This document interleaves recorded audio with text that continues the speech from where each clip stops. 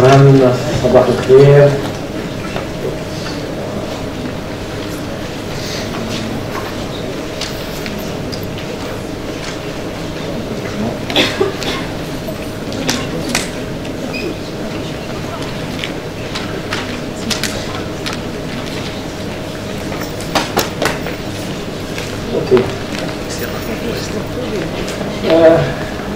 واحد اولا بغيت نقول ان انا دائما سبحان الله كنرجع للجامعه حيت قريت اكثر من 25 سنه في جامعه محمد الخامس، فكل ما كنرجع للاصل الجامعه وكنتفاعل مع الطلبه والاساتذه، يعني هذا دائما كيفرحني بواحد الدرجه اللي ما يمكنكمش تصوروا. دونك غادي ندير المداخله ديالي بالفرنسيه، بعض المسائل التقنيه من الاسهل نشرحها بالفرنسيه.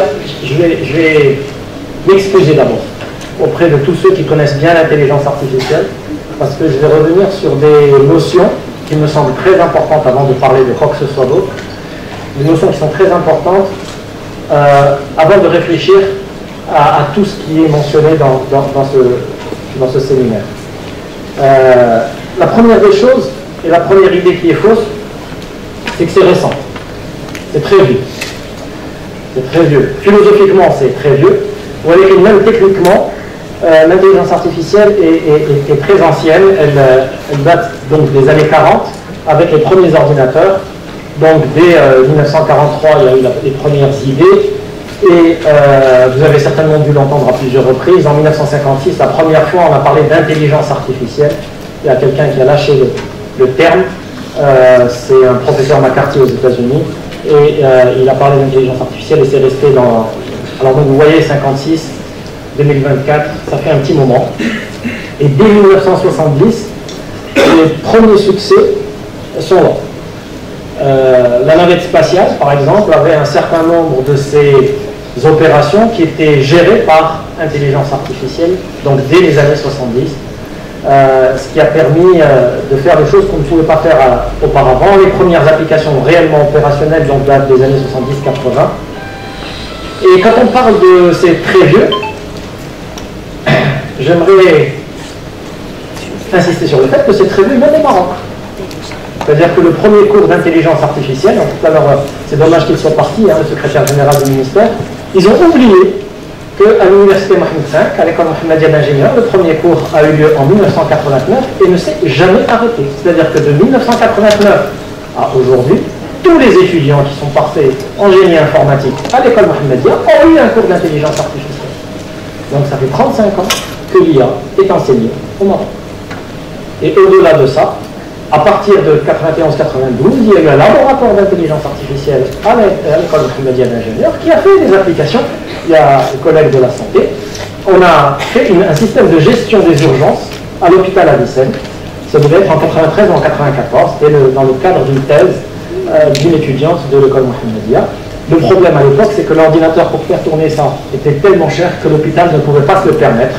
C'était une autre époque où les ordinateurs coûtaient beaucoup plus cher qu'aujourd'hui si on voulait un minimum de puissance pour avoir de l'intelligence artificielle. Donc, première idée fausse, hein, je voudrais me battre sur un certain nombre d'idées fausses. Un, c'est l'avenir. Non, c'est pas l'avenir, c'est le passé et on est très en retard. Donc ça, c'est le premier point et il faut absolument le retenir. Et si, en tant que scientifique, dans un environnement universitaire, si on ne part pas de données qui sont correctes, eh ben, on ne va pas arriver à des résultats corrects. Donc c'est vieux. Ça fonctionne bien, ça existe depuis longtemps. Et au Maroc, on a des spécialistes. Il y avait tout à l'heure le vice-président, c'est l'affaire Titsani, le vice-président de l'université, qui a reçu, puisque c'était la lauréat de l'école Mohammedia, qui a reçu ce cours. Donc pour vous donner une idée de ce qui se passe. Alors donc l'IA existait, mais elle n'était pas forcément visible pour le grand public. Et c'est ça en fait la différence avec aujourd'hui. À partir de l'an 2000, il y a eu le développement des réseaux de neurones, et la puissance des processeurs qui a explosé. Donc ça, c'est ça qui a fait la différence. Qui a fait la différence par rapport au grand public, pas par rapport aux gens qui utilisent. L'aéroport d'Atlanta est géré avec une intelligence artificielle depuis les années 80. Pourquoi? Parce que c'est un aéroport où il y a un avion qui décolle ou qui atterrit toutes les 30 secondes et que sans l'aide de l'intelligence artificielle, on aurait beaucoup d'accidents. depuis très très longtemps. Et depuis 2020, et très exactement donc le 30 novembre 2022 avec ChatGPT qui est devenu public, on a ce qu'on appelle l'IA générative qui est rentrée dans nos vies à tous aujourd'hui, en particulier celle des étudiants lorsqu'ils rédigent un rapport, un mémoire. Aujourd'hui, tout le monde s'aide d'une manière plus ou moins visible avec ChatGPT ou des intelligences artificielles génératives du même ordre. Donc, premier point, l'IA est ancienne, elle a beaucoup évolué, aujourd'hui elle est disponible pour tout le monde, mais alors tout à l'heure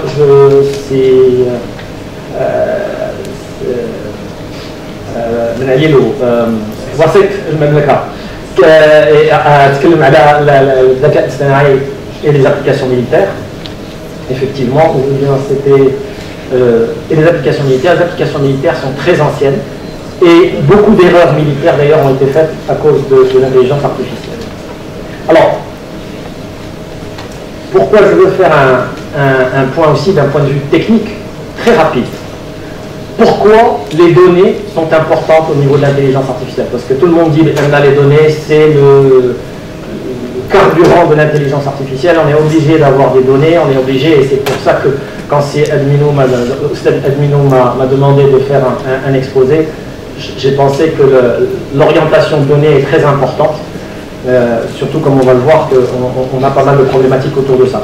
Donc pourquoi les données sont importantes? On dit ouais, les données sont importantes, mais pourquoi est-ce qu'elles sont importantes? Elles sont importantes parce que les données, ce sont elles qui alimentent le réseau de neurones pour pouvoir avoir un résultat. Je vais revenir sur le détail tout à l'heure, mais ça c'est fondamental. Sans données, on n'a pas d'intelligence artificielle. Donc c'est un point qui est clé. C'est pour ça qu'il faut revoir toute la circulation des données au niveau de l'administration marocaine, qui est une circulation, on va dire, un petit peu chaotique.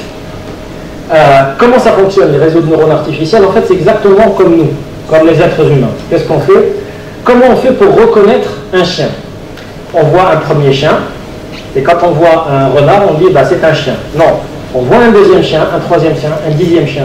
Et quand on en a vu 5000, on sait reconnaître un chien d'un autre animal. C'est exactement la même chose. Les réseaux de neurones, on lui donne une photo de chien, et ben, la première fois, il va se planter. Bon, vous avez un petit exemple ici, c'est en anglais, je suis désolé. Donc le chien, au début, il va dire non, c'est un oiseau.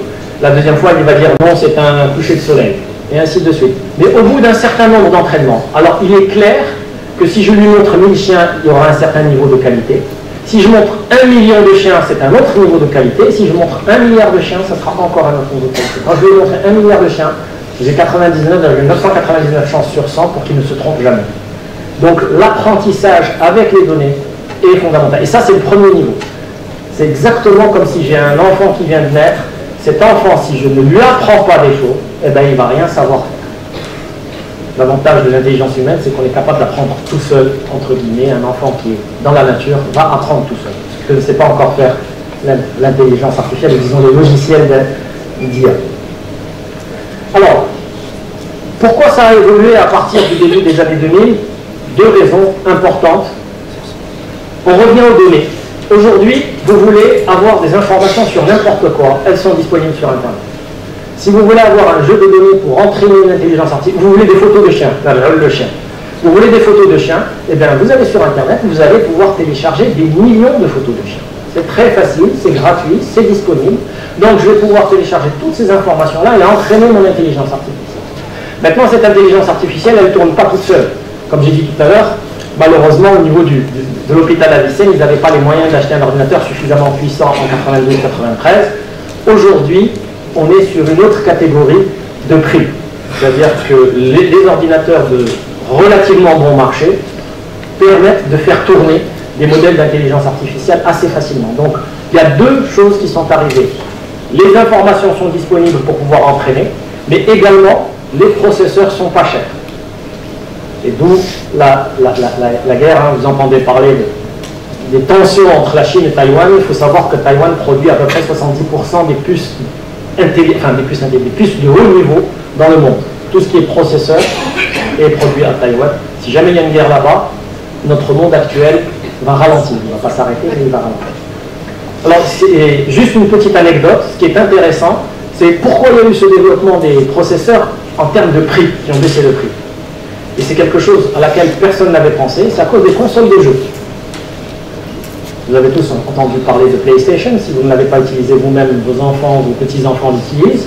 Je vois qu'il y a beaucoup de jeunes dans la salle, je suis sûr qu'ils sont habitués à ce genre de choses. Eh bien, les premières PlayStation avaient des processeurs extrêmement puissants au niveau graphique. Et ces processeurs, comme c'est vendu beaucoup plus que les ordinateurs, eh bien, les prix ont baissé tout simplement. Et aujourd'hui, le premier fabricant de processeurs pour l'intelligence artificielle est un constructeur dont vous n'avez probablement jamais entendu parler. Hein, c'est le nom qu'il y a ici, c'est NVIDIA, qui est un spécialiste des processeurs graphiques pour les images. Et aujourd'hui, ce sont les processeurs qui sont utilisés pour l'intelligence artificielle. Donc, données, puissance de calcul, me permettent de développer l'intelligence artificielle. Alors, la donnée, elle est à tous les stades de l'intelligence. Elle est d'abord au niveau de la conception. En fonction de ce que je veux faire de mon système, je vais avoir besoin d'un certain nombre de données pour savoir un petit peu comment je vais gérer le système. Donc une fois que j'ai fait cette conception, je vais développer mon système, et pour développer mon système, j'ai besoin de quelques jeux de données pour m'assurer qu'il fonctionne à peu près dans la bonne direction. Et ensuite, on passe à l'apprentissage, qui est la phase la plus importante. Alors, je ne vais pas rentrer dans les détails, hein, il y a des apprentissages automatiques où l'ordinateur apprend quasiment tout seul, et ça coûte très cher et ça prend beaucoup de temps. Et vous avez des apprentissages aidés par l'être humain, et ça, ce sont les nouveaux jobs dont vous avez peut-être entendu parler. C'est comme pour les centres d'appel. Les centres d'appel, les gens, la ressource humaine coûtant cher dans les pays développés, elle a été sous-traitée dans les pays émergents, dans les pays en développement. Là, on a exactement la même chose. On a de l'apprentissage aidé par des humains. Donc, qu'est-ce qu'on fait? On donne l'intelligence artificielle, on lui donne quelque chose. Si la réponse est fausse, il y a un humain qui lui dit non, c'est pas ça.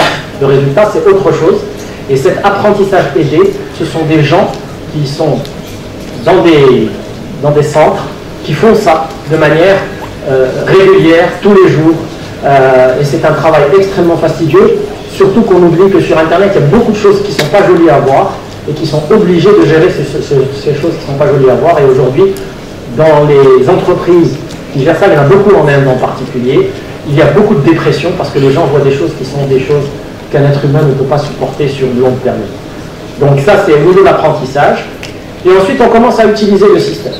Donc moi, je ne sais pas, le ministère de la Santé, je vais utiliser un système intelligent qui va m'aider à prévoir des épidémies, maintenant.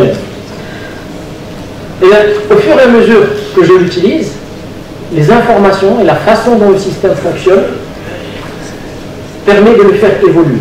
C'est-à-dire que le système me donne des résultats, je suis d'accord, je ne suis pas d'accord, en fait il y a des choses qui se passent, et donc le système continue à apprendre, exactement comme l'être humain. Au fur et à mesure, hein, pour les étudiants qui sont là, vous êtes à la fac, vous apprenez des choses, vous sortez, vous commencez à travailler, au fur et à mesure que vous apprenez, que vous travaillez, et que vous avez fait face à de vrais problèmes, vous apprenez en fonction de ça, et donc votre raisonnement évolue, et vos résultats sont meilleurs. Hein, si je prends le droit, un avocat qui vient de sortir de l'université et un avocat qui a 40 ans d'expérience, ce n'est pas tout à fait la même chose en termes d'efficacité. Au niveau de l'administration, on va revenir aux données de manière plus spécifique. J'ai juste au niveau des... là. Il y a quelque chose que j'ai oublié de mentionner qui est très important et qui pose un vrai problème par rapport à tout ce qui a été dit ce matin. C'est que les réseaux de neurones, tels qu'ils sont ici, les réseaux de neurones apprennent. On leur donne des choses, on leur dit c'est bon, c'est pas bon, et c'est comme ça qu'ils apprennent. Le problème, c'est qu'aujourd'hui, dans 95% des cas, on ne sait pas ce qui se passe. Donc, un réseau de neurones artificiel va vous dire que c'est un chien, mais il ne sait pas vous dire pourquoi c'est un chien. Alors si c'est un chien, c'est pas grave. Par contre, un réseau de neurones au niveau d'une banque va vous refuser un crédit et il ne saura pas vous dire pourquoi. Et là est un problème fondamental en termes de droits de l'homme, en termes de l'explicabilité de l'intelligence artificielle aujourd'hui est très limitée sur ces intelligences qui utilisent les réseaux de neurones qui sont les plus nombreuses aujourd'hui. Il y a des intelligences hybrides qui permettent de faire autre chose, mais ça c'est très important. Pourquoi c'est important? Parce que l'utilisation, donc on va revenir, l'utilisation des réseaux de neurones et de l'intelligence artificielle dans l'administration pose ce problème d'explicabilité. On va vous refuser un certificat, on va vous refuser éventuellement un papier administratif et on ne pourra pas vous dire pourquoi. Entre nous, je vais être méchant, on ne vous dit pas toujours pourquoi même aujourd'hui, hein, donc de toute façon, ça ne va pas changer grand-chose, mais disons que d'un point de vue intellectuel, c'est important de savoir pourquoi on va dans cette direction ou pourquoi on n'y va pas. Donc ça, c'est important. Donc, quid de l'administration au Maroc et de l'intelligence artificielle? J'aimerais bien qu'on revienne sur deux classements du Maroc. Le premier, c'est ça qui...